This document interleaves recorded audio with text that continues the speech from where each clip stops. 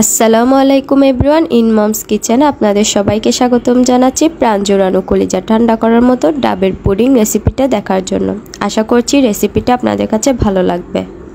প্রথমে নিয়ে নিচ্ছি আমি একটা ডাব। এই ডাবের পানিটাকে একটা ছাঁকনিতে ছেঁকে আমি একটা প্যানে নিয়ে নিচ্ছি। ডাবের পানিটাকে অবশ্যই ছেঁকে নিতে হবে। ডাবের পানির মধ্যে ডাবের কিছুটা ময়লা থাকতে পারে। এখানে প্রায় 2 কাপের মতো ডাবের পানি হয়েছে। এরপর এখানে দিয়ে দিচ্ছি 1 চা চামচ আগার আগার পাউডার, সঙ্গে দিয়ে দিচ্ছি 2 চামচ চিনি।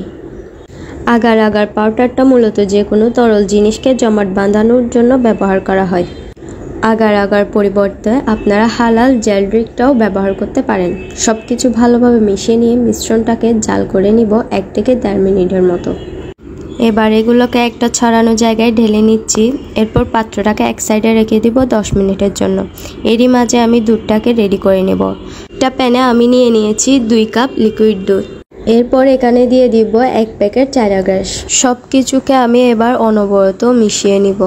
2-3 বার ভালোভাবে বলক চলে আসলে এরপর আমি চুলাটাকে অফ করে দিব। এদিকে আমাদের জেলিটা একদম তৈরি হয়ে গেছে।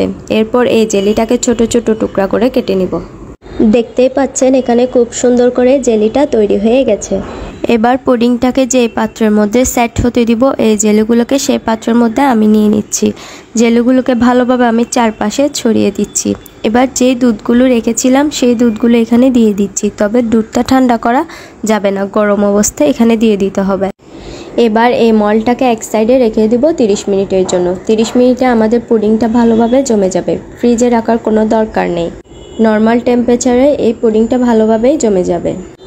30 মিনিট পর দেখতেই পাচ্ছেন এই কোকোনাট মিল্ক পুডিংটা কিন্তু একদমই জমে গেছে। এই পুডিংটাকে আমি ডিমোট করে নিচ্ছি। মাশাআল্লাহ, দেখতেই বোঝা যাচ্ছে পুডিংটা কতটা মজাদার হবে। তো আজকের রেসিপিটা কেমন লাগলো অবশ্যই বলবেন। ভালো লাগলে লাইক, কমেন্ট অ্যান্ড সাবস্ক্রাইব।